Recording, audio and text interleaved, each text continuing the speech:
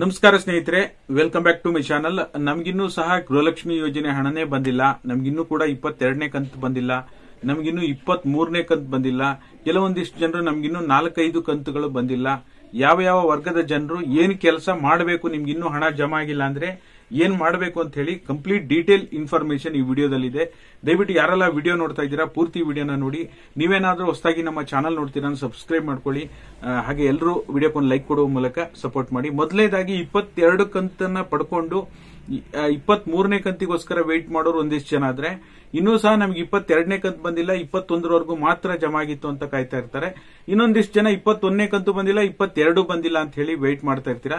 ಎಲ್ಲ ವರ್ಗದ ಜನರು ನಿರಂತರವಾಗಿ ಪ್ರಶ್ನೆನ ಕೇಳ್ತಾ ಇದ್ದೀರಾ, ನಮಗೆ ಯಾವಾಗ ಹಣ ಬರುತ್ತೆ, ಏನು ಮಾಡಬೇಕು ಅಂತ ಹೇಳಿ. ಓಕೆನಾ? ಈ ಎಲ್ಲ ಕಂಪ್ಲೀಟ್ ಇನ್ಫಾರ್ಮೇಶನ್ ಇರುತ್ತೆ. ಅದರ ಜೊತೆಯಲ್ಲಿ 23ನೇ ಕಂತು ಜಮಾ ಆಗಿಲ್ಲ, ಯಾವಾಗ ಬರುತ್ತೆ ಅಂತಾನೂ ಕೂಡ ಪ್ರಶ್ನೆಗಳನ್ನ ಕೇಳ್ತಾ ಇದ್ದೀರಾ. ಇದಕ್ಕೆ ಸಂಬಂಧಪಟ್ಟಾಗಿ ಈ ಕ್ಷಣದ ಅಪ್ಡೇಟ್ ಏನಿದೆ, ಮೊದಲನೇದಾಗಿ 22ನೇ ಕಂತು ಬಗ್ಗೆ ಹೇಳ್ಬಿಡ್ತೀನಿ. ಇವತ್ತು ಬೆಳಗ್ಗೆ ನಾನು ಕಮ್ಯುನಿಟಿ ಪೋಸ್ಟ್ ಹಾಕಿದ್ದೇನೆ. ಪ್ರತಿದಿನ ಯಾವ ಕಂತು ಬಿಡುಗಡೆ ಆದ್ರೂ ನಿಮಗೆ ಆ ಕ್ಷಣದ ಅಪ್ಡೇಟ್ ಅನ್ನ, ಲೈವ್ ಅಪ್ಡೇಟ್ ಅನ್ನ ಕೊಟ್ಬಿಟ್ಟೆ ಬೇರೆ ವಿಷಯದ ಬಗ್ಗೆ ಮಾತಾಡ್ತೀನಿ. ನೀವು ಸ್ಕ್ರೀನ್ ಅಲ್ಲಿ ನೋಡ್ತಾ ಇರಬಹುದು, ಈಗಾಗಲೇ ಸುಮಾರು 65%, ಅಂದ್ರೆ ಈಗ 60ರಿಂದ 65% ಅಪ್ರಾಕ್ಸಿಮೇಟ್ ಓಕೆನಾ ಚೇಂಜಸ್ ಆಗ್ತಾ ಇರುತ್ತೆ. ನಾನು ಸ್ಕ್ರೀನ್ ಶಾಟ್ ತೆಗೆದುಕೊಂಡಿರುವಂತಹ ಸಮಯಕ್ಕೆ ಸುಮಾರು 60ರಿಂದ 65% ಜನರಿಗೆ 22ನೇ ಕಂತು ಜಮಾ ಆಗಿದೆ ಅಂತ ಹೇಳ್ಬೋದು. ಇನ್ನೂ ಕೂಡ 30-35% ಜನರಿಗೆ ಹಣ ಬರೋದು ಬಾಕಿ ಇದೆ. ಡಿಬಿಟಿ ಮುಖಾಂತರ ತಾಲೂಕ್ ಪಂಚಾಯಿತಿ ಮತ್ತು ಜಿಲ್ಲಾ ಪಂಚಾಯಿತಿ ಮುಖಾಂತರ ಹಣ ಜಮಾ ಆಗ್ತಾ ಇರೋದ್ರಿಂದ ಹಂತ ಹಂತವಾಗಿ, ಅಂದ್ರೆ ಒಂದೇ ಜಿಲ್ಲೆಯಲ್ಲಿ 4-5 ತಾಲೂಕುಗಳಿರುತ್ತೆ. ಒಂದು ತಾಲೂಕಿಗೆ ಬಂದಿದ್ರೆ ಇನ್ನೊಂದು ತಾಲೂಕಿಗೆ ಹಣ ಜಮಾ ಆಗಿರಲ್ಲ, ಈ ರೀತಿ ಆಗ್ತಾ ಇರುತ್ತೆ. ಹಾಗಾಗಿ ನಿಮಗೇನಾದ್ರೂ 21-22ನೇ ಕಂತು ಬಂದಿಲ್ಲ ಅಂದ್ರೆ ನೀವೇನು ಮಾಡುವಂತ ಅಗತ್ಯ ಇಲ್ಲ. ದಯವಿಟ್ಟು ತಾಳ್ಮೆಯಿಂದ ವೆಯ್ಟ್ ಮಾಡಿ. ಖಂಡಿತವಾಗ್ಲೂ ನಿಮ್ಮ ಟರ್ಮ್ ಸಹ ಒಂದಲ್ಲ ಒಂದಿನ ಶೀಘ್ರದಲ್ಲೇ ಬಂದೇ ಬರುತ್ತೆ. ಅವಾಗ ನಿಮಗೆ ಹಣ ಜಮಾ ಆಗುತ್ತೆ.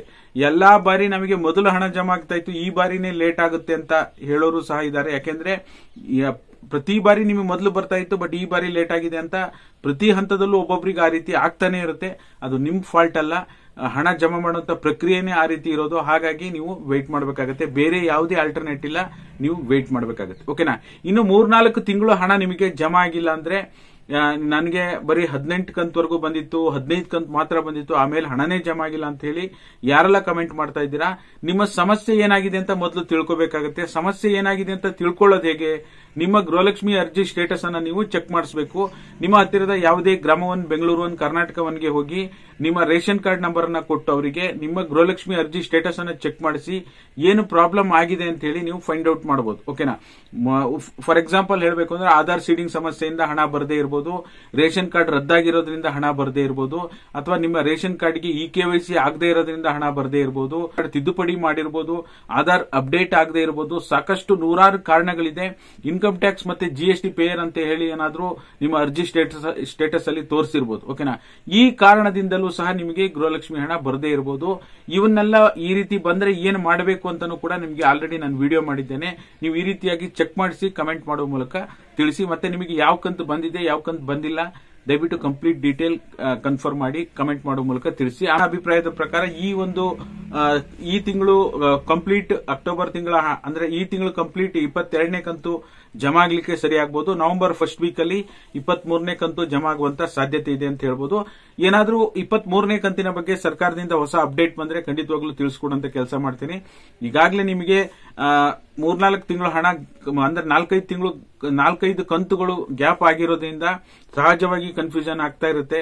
22ನೇ ಕಂತು, 23ನೇ ಕಂತು, ಮೊದಲ ಹಂತ ಬಿಡುಗಡೆಯಾಗಿ ಸುಮಾರು 20 ದಿನದ ನಂತರ 2ನೇ ಹಂತ ಬಿಡುಗಡೆ ಆಗಿರೋದ್ರಿಂದ ಸೋಷಿಯಲ್ ಮೀಡಿಯಾದಲ್ಲೂ ಸಹ 23ನೇ ಕಂತು ಜಮಾ ಆಗ್ಲಿಕ್ಕೆ ಶುರುವಾಗಿದೆ ಅಂತ ಹೇಳಿ ವಿಡಿಯೋಗಳನ್ನ ಮಾಡ್ತಾ ಇದ್ದಾರೆ. ಓಕೆನಾ?